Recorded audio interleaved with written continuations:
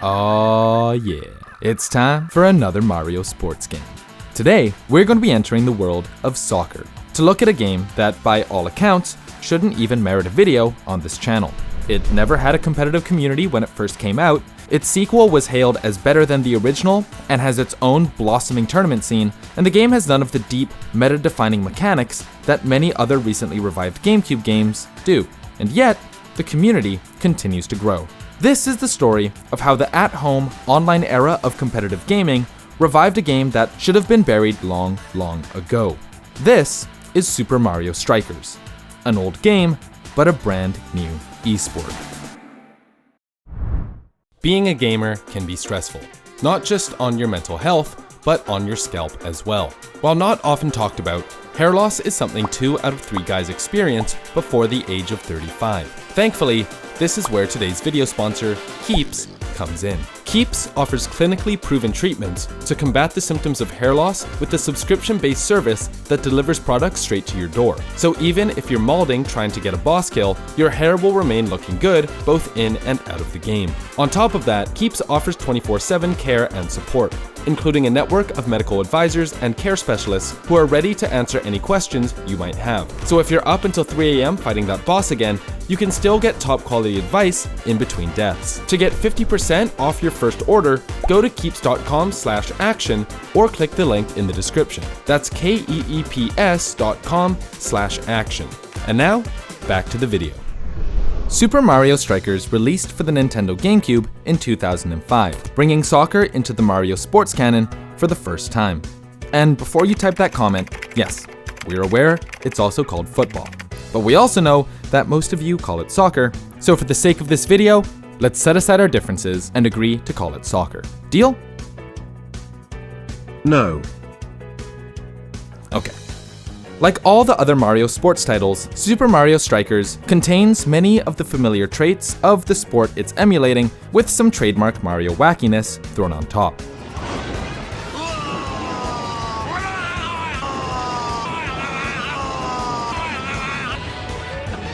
Items, super strikes, weirdly violent assaults on the opposing players, it's all here.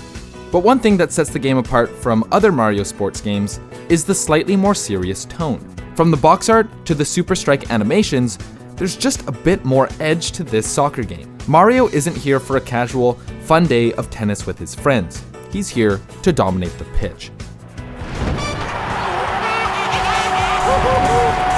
Mario Strikers received a generally positive reception on release, with reviewers particularly noting the speed and intensity of its multiplayer modes. Overall, the game would sell more than 1.61 million copies, becoming the most successful of the Mario sports titles for the GameCube. Just 2 years later though, that number would be obliterated by the game's sequel.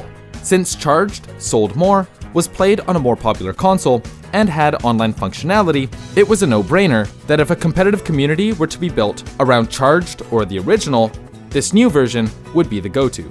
It was a Wii game, and Wii games, of course, had this online capability. And with online capability, it means you can play against whoever you want to play against pretty much throughout the world. This is something that we don't have on the GameCube side, though, of course, until Dolphin Netplay has started popping up over the past few years or so. Whereas in the past, games without online connectivity were doomed to peter out and die once the local scene lost interest, thanks to emulators like Dolphin, now you could find people from all over the globe who share the same love for a niche title as yourself. Over the last few years, that's exactly what's been happening. Mario All-Stars Baseball, Sonic Riders, and now Mario Strikers.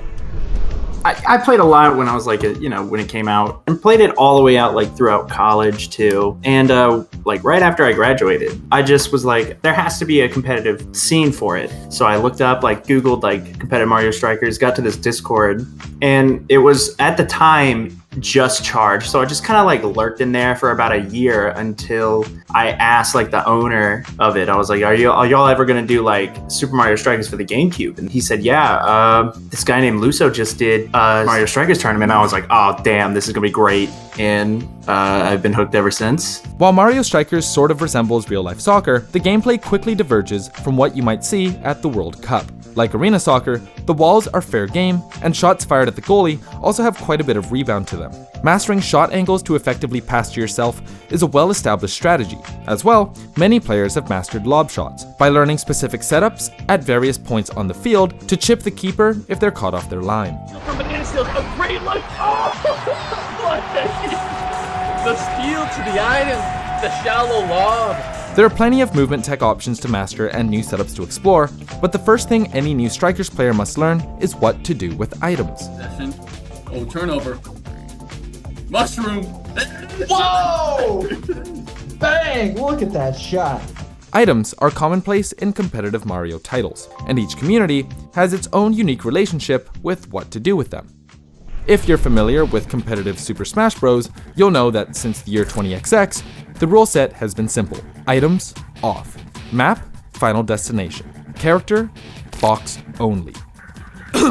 So you may be surprised to hear that the Mario Strikers community has chosen to leave items on. A few people have come in and said, like, why don't we just turn off items? And we've tried it. And it turned into a 4v4 UFC fight with a soccer ball somewhere. And, like, it just wasn't fun to watch or fun to play. While items do give the game a bit of a random element, they also give competitive play a far greater depth. For an example, so bananas, they do soft knockdowns. You can still use items when you're in a soft knockdown state. However, when you're in a hard knockdown, like if you're frozen, or you're getting hit against an electric wall, or you have been dug into the ground by a chain chomp or a big shell, you cannot use items in those states. So one of the things that people have been really conservative about is their item use and trying to use their items to create hard knockdowns in order to create space. And so it's one of like the biggest skill gap is actually where the items are. Sure, you can like learn certain tech like chip shots or slosh rooms or wall dribbles, but if you don't know how to use items, you're just gonna be a sitting duck out there. To get an item is like a fully charged shot or 2 uncharged shots. So items are pretty plentiful. And so some players have learned to just move around them and avoid them. Other people, like when they're having the ball and like a shell is coming at them, they pass the ball at the shell and it knocks the shell off its course. Item play rewards players for reading their opponents well, and conditioning them into missing their opportunity to capitalize on using an item. However, because no Nintendo esport can be perfect, there is one item that is the bane of the Mario Strikers community: the Chain Chomp. Chain Chomps are the best item in the game currently. Chain Chomp falls from the sky, lands on an opponent, creates a hard knockdown, and it'll just target every other opponent on the screen. And that means you have like pretty much an open field to do whatever you want with. While the item only appears when a player is at least 2 goals behind, a free goal in competitive play is unsurprisingly game-breaking. The community has experimented with removing the Chain Chomp through modding, but the scene is still so young that a consensus has yet to be reached. This is further complicated since the game's main tournament organizer, the Mario Strikers League, which runs events through Mario Strikers Discord, require that both Charged and Mario Strikers tournaments play on unmodded versions of the game. The Mario Strikers portion of the Discord has only been active for about a year, but the meta is quickly developing. Like we mentioned before, Mario Strikers released at a time before online play, so those few players who did commit to mastering the game all had their own insulated ideas of what being good at the game meant. A toad to the corner. Ooh, look at the juke. Wow, fine rolling right now. Now that they can play against each other through net play, these disparate strategies are being tested against one another. And for that reason, the meta is constantly shifting. These lob shots from the corner and get into the back post and then just fire it home from there, that has been really popular as of late. We call it the European because that's what the Europeans have brought over to this game. That energy has only been enhanced by Nintendo's recent bombshell announcement of a brand new entry into the franchise. Although it won't release until later this year, the news of Mario Strikers Battle League has driven a wave of new players into the community. When I got in there, I would like ask for games and it would be like the same 10 people asking or like answering, right? And now, like I ask for games and like there's just so many people I've never seen before and I'm just like, oh my god, this is insane. While the promise of a new title is exciting for most, there is one concern that players might stop playing the original Strikers once the new game is released. However, diehard fans are confident that the love and nostalgia many of them have for the original will keep them coming back long after the new game has dropped.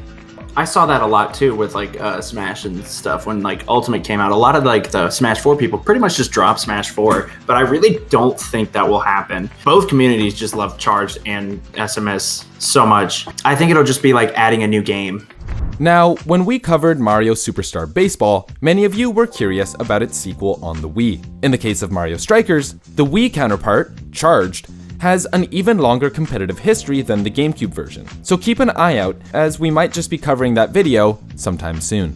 Still, there's plenty to love about the original Mario Strikers, and the fact that it's seeing a resurgence so long after its initial release is a testament to how good the game really is. For die-hard fans, it's an exciting time to be involved, as Mario Strikers is just starting to see what a developed competitive meta might look like.